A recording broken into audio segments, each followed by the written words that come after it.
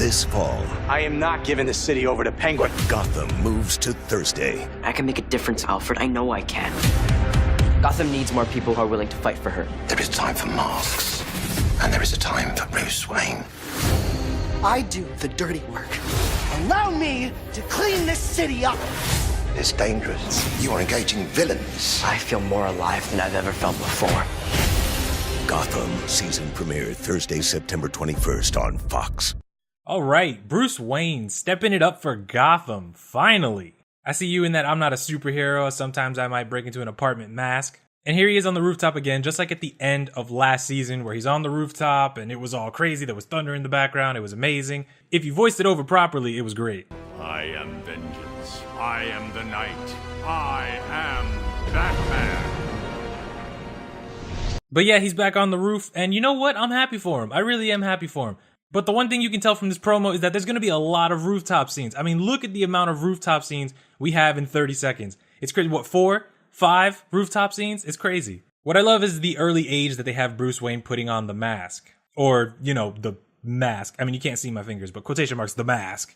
And this really reminded me of two things. One, it reminded me of Batman Year One, which is a comic book series that showed Bruce Wayne in the early years of Batman. Well, in the first year of Batman, it's obvious, it's in the title. And he was 25 in that series. He comes back from training, martial arts, honing his detective skills, his science skills, and he was 25 when he decides to come back and work and try to make Gotham better. And here he's just a kid. So the fact that they're doing this way early, just in his youth, is, I kind of like it. Also, what I like about how he's a billionaire, but still, the mask is kind of cheap with just the black clothing. It reminded me of the Batman Begins series, which, again, was slightly based off of the Batman Year One comic. So if you think I'm bashing on the fact that he doesn't have the suit, and oh my god, he looks ridiculous. I mean, it does look ridiculous, but you know what? It's still cool. It's still great that he's going to suit up in some way to try and help Gotham. And Christian Bale made it work in Batman Begins. I mean, you know, different budget and shit like that, but it's still going to be good. He wasn't always as awesome as he is now.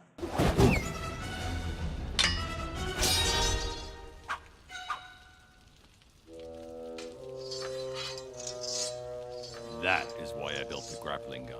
But other than the large amount of Bruce Wayne we get in this promo, Penguin is taking control of Gotham again. And this time he's doing it because he has all those metahumans.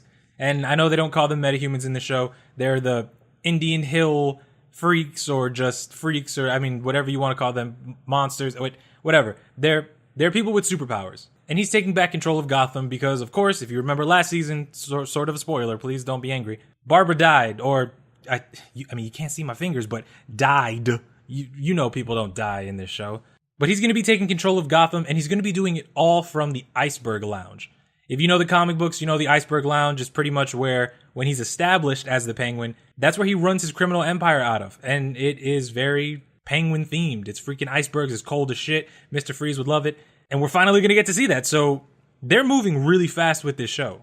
Then we have returning characters, Victor Zsasz. I personally love Victor Zsasz. He is like one of my favorite characters on this show. I would easily say top 5 in this entire show. We also have Scarecrow, who's going to be coming back. Remember, he was in season 1, and now it looks like he's going to be adopting the Scarecrow persona. He's in the mask, and personally, I'm scared about what the Scarecrow's going to be doing. He looks really great here. He looks terrifying. It reminded me of the Injustice 2 version of Scarecrow, if you've seen it. If you haven't, you've seen it now. So I'm really hoping they do that character justice. I'm hoping that he shows up in more than just one episode. And we have Poison Ivy coming back. I mean, Poison Ivy's okay. Poison Ivy's cool. I thought it was an interesting twist how they did the whole age jump thing. But then at the same time, I was like, whatever, Then we get someone who people are going to love if you are Catwoman fans or comic book fans. Just Cat is back. She is in this alley. She's kicking ass. She's going to learn to be a better fighter.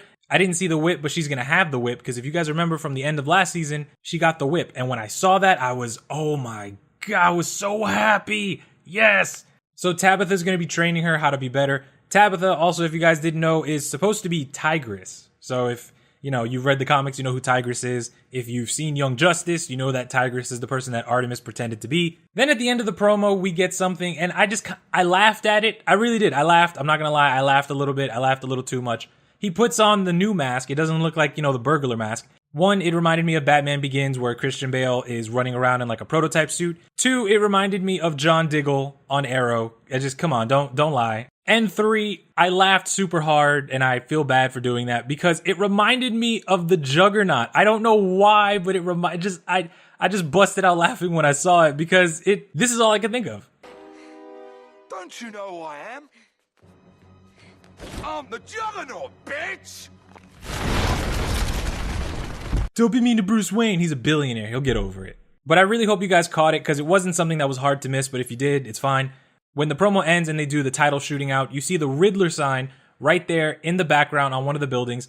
And obviously the Riddler is going to be back. We know that he's frozen. He's going to be in Penguin's Iceberg Lounge. I'm glad we're going to see more Riddler stuff. And this looks like he could be important in this series. But other than the Riddler in the end title, we also got the name of it, Gotham, The Dark Knight. And I mean, yeah, like I said, they're really speeding this. I mean, they're going so fast and they're making it good. I'm not saying that there haven't been bumps in the road, there haven't been weird things, stuff that probably shouldn't have happened. But you know what? They're handling it really, really well. And it makes sense that it would be called Gotham the Dark Knight because at the end of the last season, Ra's al Ghul was talking about the Dark Knight, but he wasn't saying the Dark Knight, but he pretty much said the Dark Knight. He literally said the Dark Knight and he just moved around the words. It's like when your teacher says, hey, don't copy straight from the book, and then you just move the words around.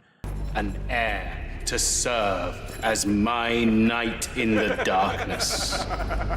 Let me know what you guys think about this promo. Let me know what you guys want to see in the series, what you're expecting, what you're excited about. You guys know that mask looked juggernauty. Don't even lie to yourselves, okay? Thank you guys for watching. Thank you for the support. I will see you guys in the next video. Bruce, take us out. I am vengeance. I am the night. I am Batman. Goodbye.